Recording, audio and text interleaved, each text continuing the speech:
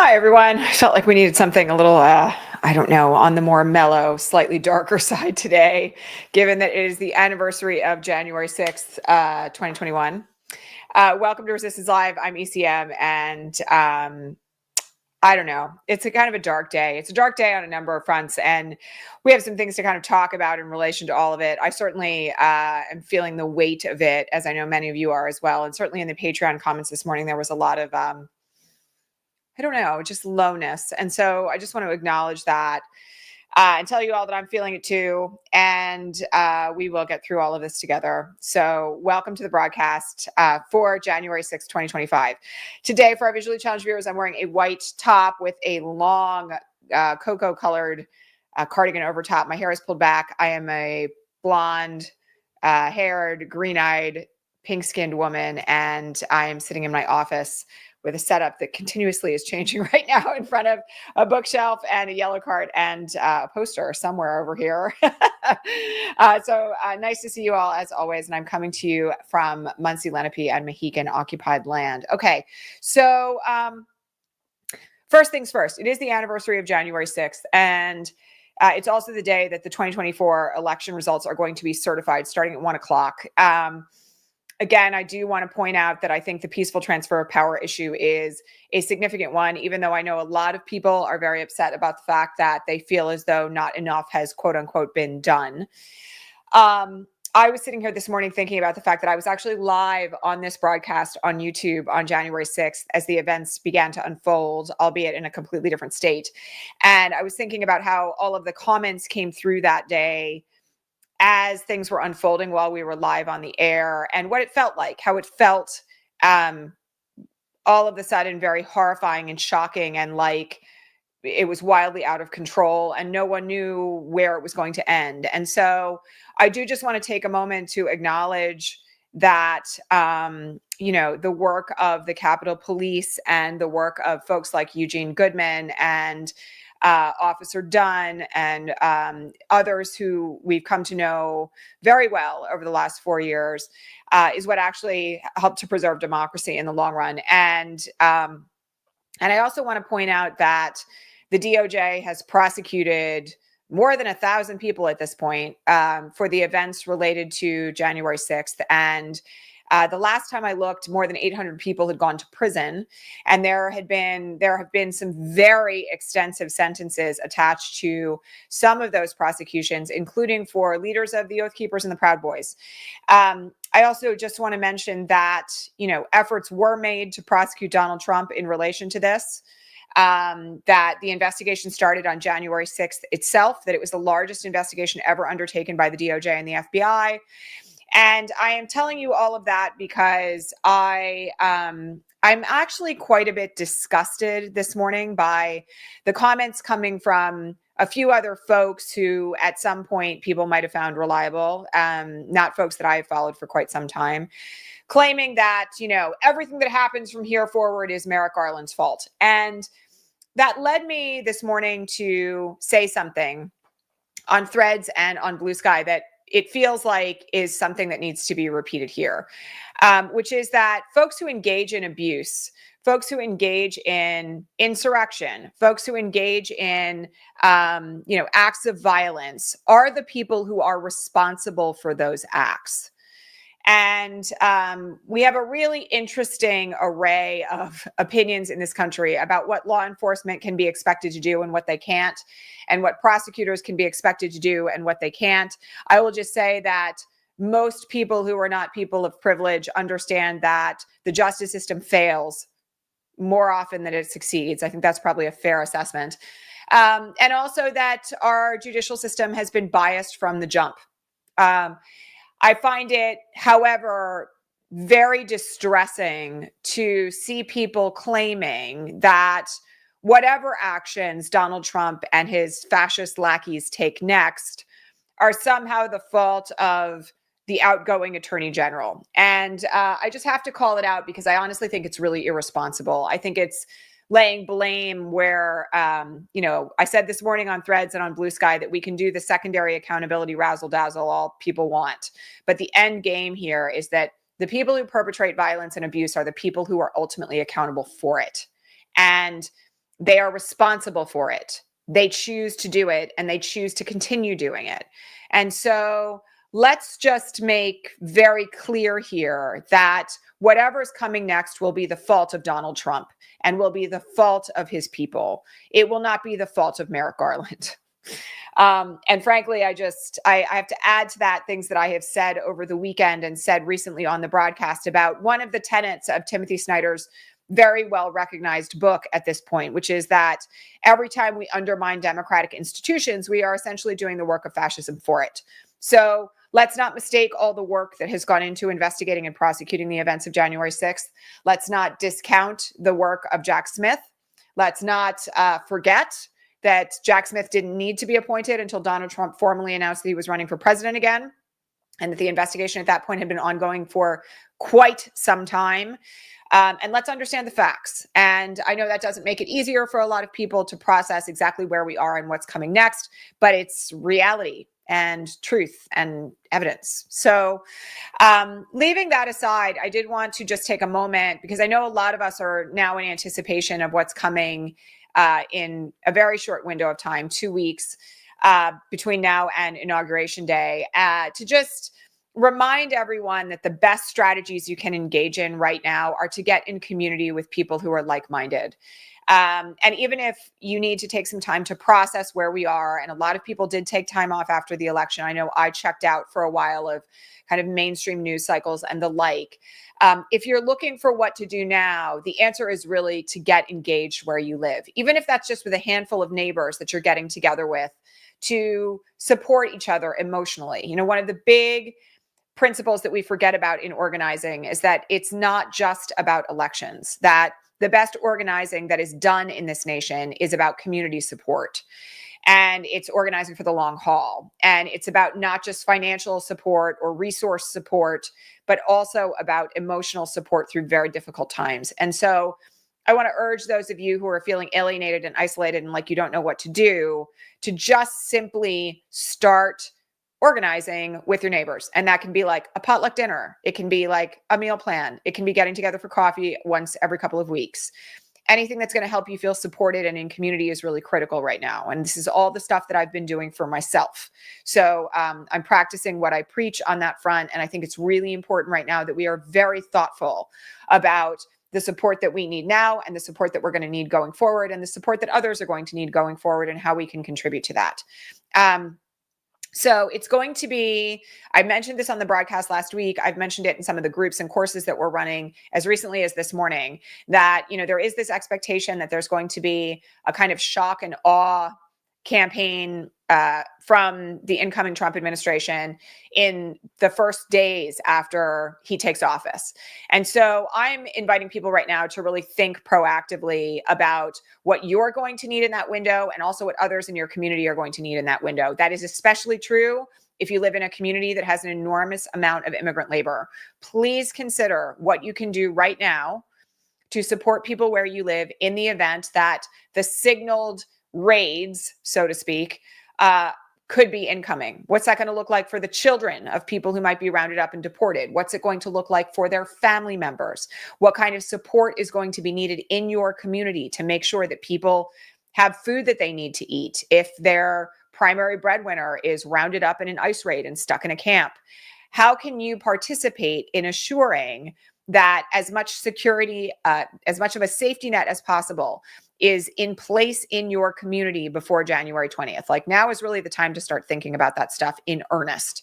As many of you know, I've been organizing and training people on how to organize all this stuff since literally like a few days after the election. But I want to remind everybody that now is really critical and really important. And it's a window of time where we all really need to be thoughtful about what's coming and also preparing ourselves emotionally, right? I've talked a lot on this broadcast about outrage and outrage farming and how we all have to be very careful and cautious about what we allow to hijack our central nervous systems in the coming window of time, and actually like right now, because there are things that are outrageous and then there are things that are there to make us outraged, and there's a difference between those two things. I just want everybody to be thinking about how you're going to be acting in terms of your activism and your organizing where you live in the coming window, and also what you're going to need for yourself emotionally in terms of support, because mutual aid goes both ways. Community organizing that's done effectively is designed to help support everyone who's in it, including people who are organizing, not just the people they're organizing for, because those things are often blurred. So please consider all of that right now. And of course, we will be here, 5 days a week, 6 days a week. If you happen to be a Patreon subscriber, you can join us for Progressive Coffee Hour every weekend if you want to do that by becoming a subscriber at the link. But please remember that, we have a very short window of time here, and then we're going to be in the thick of it. And we've got a lot of preparation that we can do right now in that direction. Okay.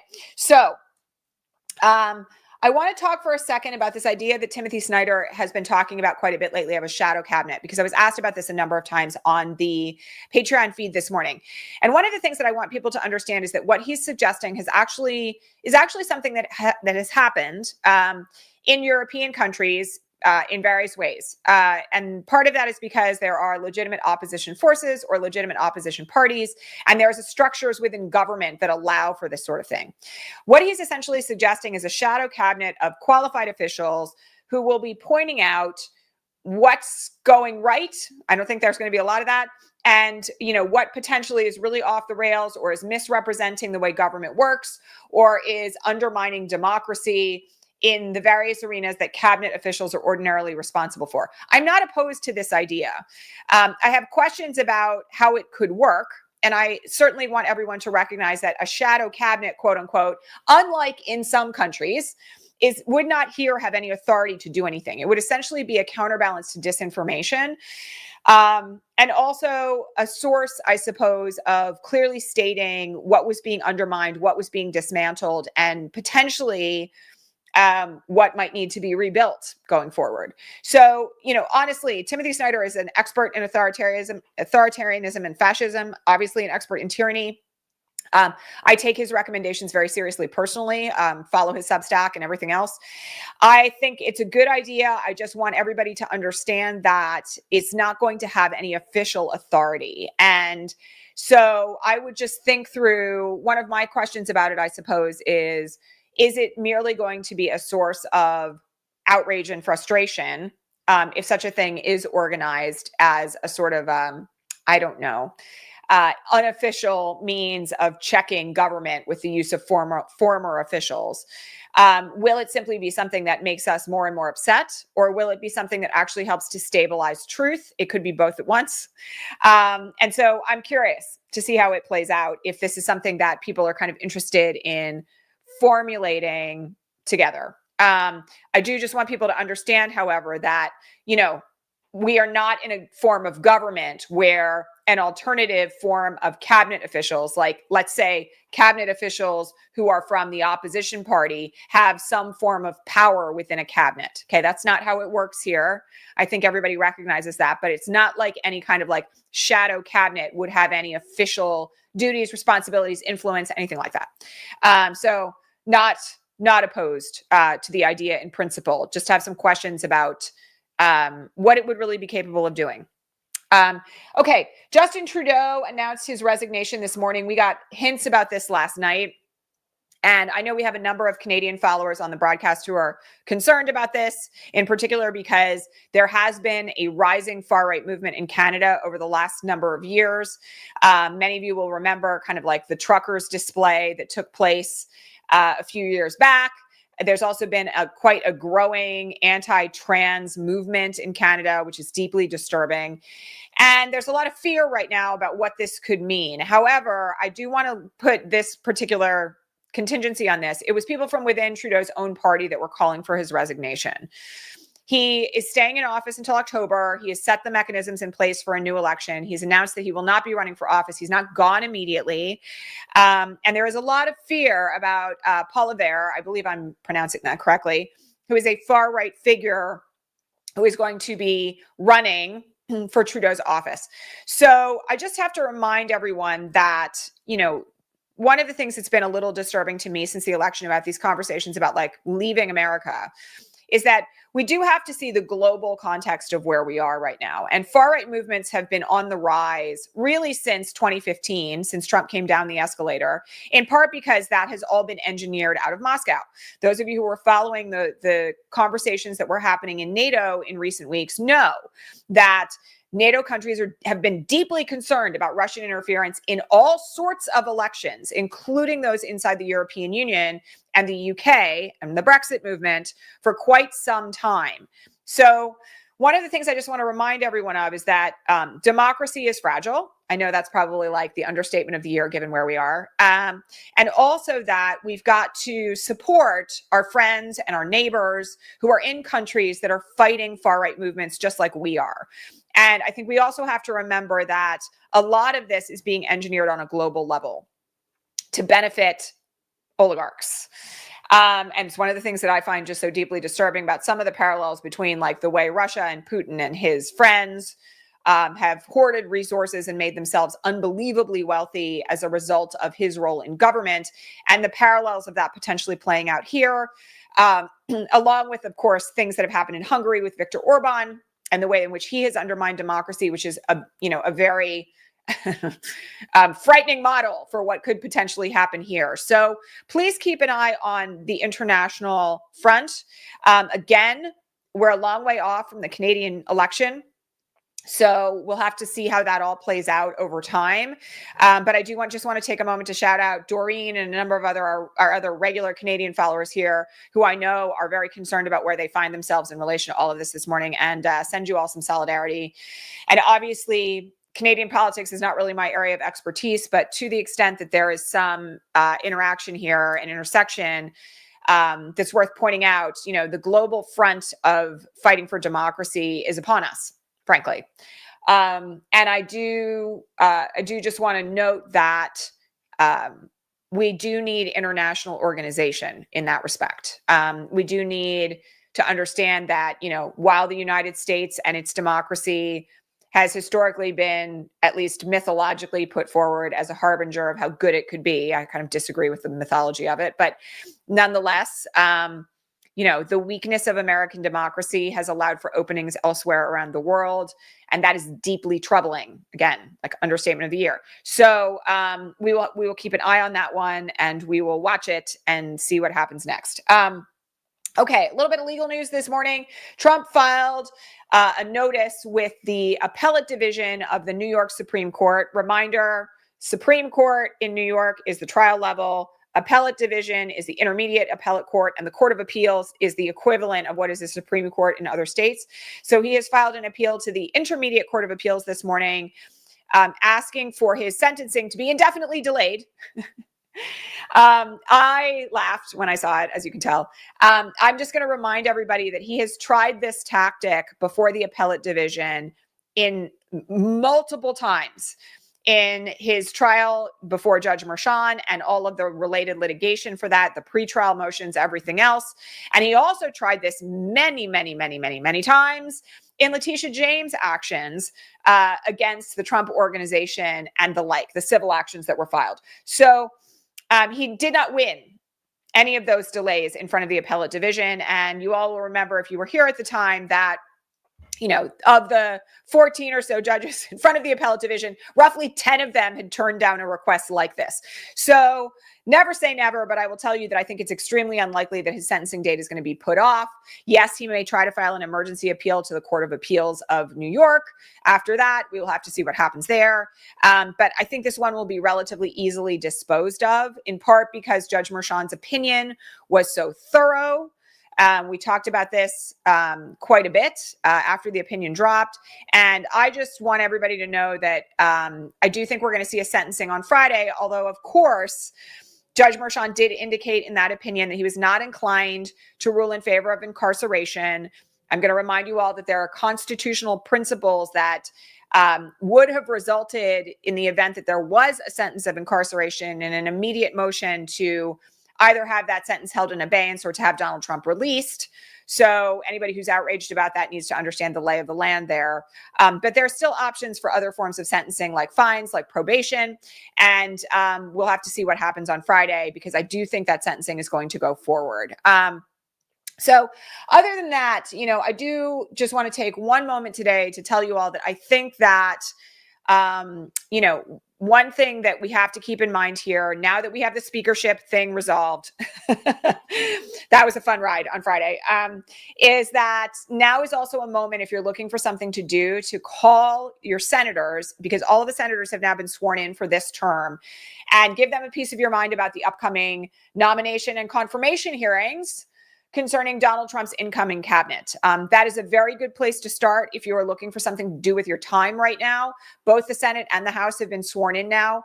We have an opportunity here to try to influence policy. The same, by the way, goes for the budget bill. There's some noise this morning that the GOP is trying to sneak some provisions into the funding bill related to Trump's tax breaks and other kinds of things. So, I just have to remind you all that just like we did for the 4 years that he was in office previously, your leverage of your representatives and your senators is going to be a key form of action in the coming window of time and right now. And that goes, by the way, for those of you who are in blue states as well as red states, because to the extent that your representatives and your senators are doing what you like, they need to hear from you and hear your support. Okay. We cannot neglect the fact that the ones who are doing it right also need to know that they are supported by their constituents just as much as those who are represented by red senators and reps need to hear that you're not pleased with what they're doing. And if someone has not committed, for instance, to how they're going to vote on a given nomination, you need to make your voice heard. So that is a place to start right now. And I will just let you all know that, of course, one of the things that we're going to be working on here on the broadcast is giving you guys routine, regular action items. We did this for 4 years during the initial administration that you can undertake essentially on a daily, weekly, and monthly basis in order to make sure that we're not relinquishing the power that we have. So that's it for today. It's Monday, and the certification is going to start soon, just like I said. And I know a lot of you are feeling low today, but I do really want to just encourage all of you to take care of yourselves and seek out support and take action, of course, because action is an antidote to despair. I also just want to remind you all to be very, very wary these days of nihilism online, doomsayers, all the kind of like we're effed, nothing's ever going to get better, everything is screwed kind of conversation is really not useful at this moment in time. And I and quite a number of others have been saying this for at least 2 months now. But that kind of stuff actually can have a really depressive effect on the willingness of people to get involved and take action. And right now, lives are going to be on the line. So we need as many people as possible to get engaged in organizations that are going to help to support one another and to support people who are marginalized, under threat, and, in really desperate conditions, given what's coming. All right. That's it for today, my friends. I will see you all back here on tomorrow at regular time. Reminder to everyone that on my Substack, we've started a new feature. It's called Fridays in Trumpland, where every Friday I will be publishing on the Substack a kind of rough roundup of the week's events, but not everything. I'm not doing a documentary style post every Friday. It's actually going to be much more kind of here's what happened this week. Here's the actions you can take. And, my usual lens of law, politics, humor, organizing, and, some observations. So if you're not familiar with my writing, you might want to head over there. It's newsletterwithecm.substack.com. Appreciate your subscriptions and your followings. And I will be here tomorrow at regular time and for the foreseeable future. Also, for those of you who are interested, who maybe missed our first cohort of the Dual Power Accelerator, we will be opening registration for our next cohort this week. So stay tuned for that. All right. I will see you all back here tomorrow. Take care, everyone. Take care of yourselves and stay centered and grounded. Okay, my friends? I'll see you soon. Bye.